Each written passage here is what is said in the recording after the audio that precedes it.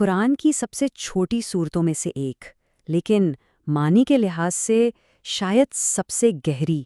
آج ہم بات کریں گے سورۃ الاخلاص کی، وہ سورت جو اسلام میں خدا کے تصور کو آپ کہہ لیں کہ بالکل نچوڑ کر ہمارے سامنے رکھ دیتی ہے۔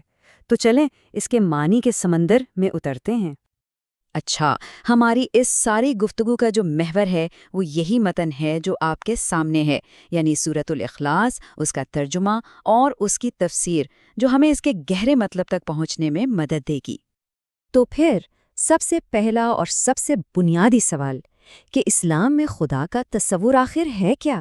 یہ وہ سوال ہے جس کا جواب یہ سورت دیتی ہے، اور کمال کی بات یہ ہے کہ اس کا جواب اتنا صاف، اتنا واضح اور اتنا مکمل ہے کہ حیرت ہوتی ہے۔ دیکھیں، اس سورت کے نازل ہونے کے پیچھے ایک بڑا دلچسپ پس منظر ہے۔ ہوا یہ کہ کچھ لوگوں نے پیغمبر اسلام سے پوچھا کہ بھئی آپ کا رب کیسا ہے، اس کی تعریف کیا ہے؟ تو یہ سورت دراصل اسی سوال کا ایک سیدھا اور الہامی جواب ہے۔ تو پھر اس سوال کا پہلا جواب کیا دیا گیا؟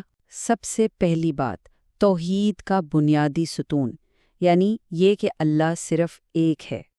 پہلی آیت آتی ہے قل هو اللہ احد۔ ذرا غور کریں، صرف 4 الفاظ، لیکن اسلام میں خدا کے پورے تصور کی بنیاد، اس کی جڑ انہی 4 الفاظ میں ہے۔ بظاہر کتنا سادہ سا جملہ ہے، لیکن حقیقت میں بہت ہی گہرا ہے۔ ترجمہ ہے، آپ کہہ دیجئے کہ وہ اللہ تعالیٰ ایک ہے۔ اب یہاں جو لفظ ایک ہے نا، یہ صرف گنتی والا ایک نہیں ہے، مطلب یہ ون ان اے سیکوینس نہیں ہے۔ اس کا مطلب کچھ اور ہے، کچھ بہت خاص۔ یہ ایک ایسی وحدانیت کی بات ہو رہی ہے جو بالکل منفرد ہے۔ اور یہیں پر احد لفظ کی ساری خوبصورتی ہے۔ دیکھیں، عربی میں ایک کے لیے واحد کا لفظ بھی استعمال ہوتا ہے، لیکن قرآن نے یہاں احد کا لفظ چنا۔ کیوں؟ کیونکہ احد کا مطلب ہے وہ جو اپنی ذات میں یکتا ہو، جس جیسا کوئی دوسرا نہ ہو، جسے تقسیم نہ کیا جا سکے، جس کا نہ کوئی حصہ ہو نہ کوئی جوڑ۔ یہ ایک ایبسولوٹ انڈیویزبل وننس ہے۔ اچھا، تو پہلی بات تو یہ ہو گئی کہ وہ ایک ہے۔ اب اگلا سوال ذہن میں آتا ہے کہ اچھا وہ ایک تو ہے، لیکن اس کی ذات کیسی ہے؟ تو سورت اس کا جواب دیتی ہے ایک اور صفت بتا کر، اور وہ ہے اس کی مکمل خود انحصاری، یعنی سیلف سفیشنسی۔ دوسری آیت ہے اللہ الصمد، اور یہاں جو مرکزی لفظ ہے وہ ہے الصمد۔ اس کا ترجمہ ہے اللہ تعالیٰ بے نیاز ہے۔ اب یہ جو بے نیازی کا تصور ہے نا، یہ بہت گہرا ہے۔ اس کا مطلب یہ ہے کہ اللہ کی ذات کو کسی بھی قسم کی ضرورت نہیں ہے، وہ کسی پر بھی ڈیپینڈ نہیں کرتا۔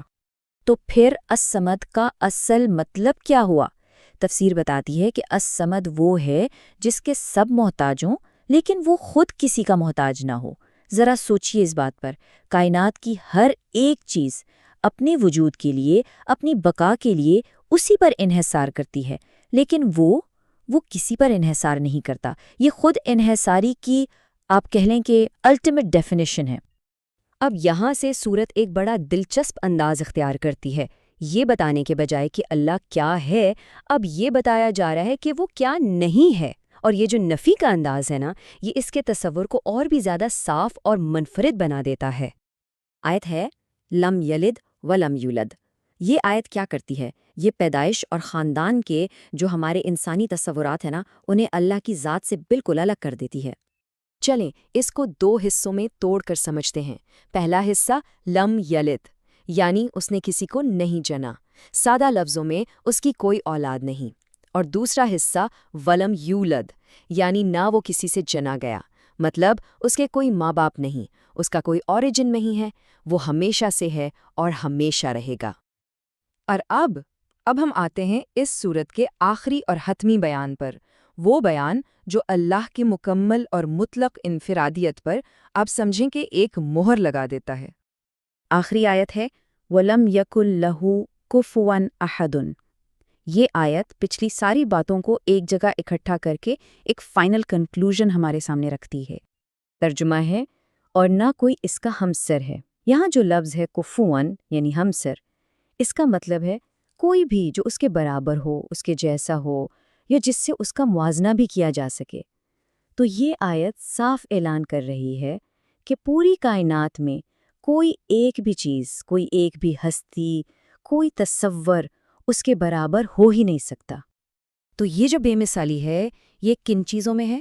تفسیر کے مطابق یہ ہر چیز میں ہے، یعنی نہ تو اس کی ذات میں کوئی اس کے جیسا ہے، نہ اس کی صفات، اس کی کوالٹیز میں کوئی اس کا مقابلہ کر سکتا ہے، اور نہ ہی اس کے کاموں میں کوئی اس کے برابر آ سکتا۔ وہ ہر لحاظ سے، ہر پہلو سے بالکل منفرد اور بے مثال ہے۔ تو پھر ان سب باتوں کا خلاصہ کیا نکلا؟ اس سورت کی اصل اہمیت کیا ہے؟ بات یہ ہے کہ صرف یہ 4 چھوٹی چھوٹی آیتیں توحید کا ایک ایسا مکمل اور جامع مینیفیسٹو پیش کرتی ہیں جس کی کوئی اور مثال ہی نہیں ملتی۔ دیکھیں، یہ سورت توحید کے 4 ستون کھڑے کرتی ہے۔ پہلا، اس کی مطلق وحدانیت یعنی احد۔ دوسرا، اس کی کامل بے نیازی یعنی الصمد۔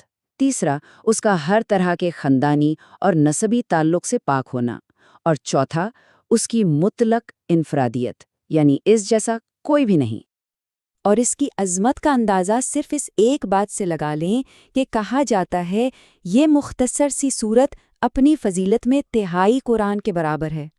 سوچئے، ایک چھوٹی سی سورت، لیکن اس کا پیغام اتنا بنیادی، اتنا مرکزی ہے کہ اسے قرآن کے تیسرے حصے کے برابر کا درجہ دیا گیا ہے۔ تو چلیں اس گفتگو کو وہیں ختم کرتے ہیں جہاں سے شروع کیا تھا، لیکن ایک نئے سوال کے ساتھ۔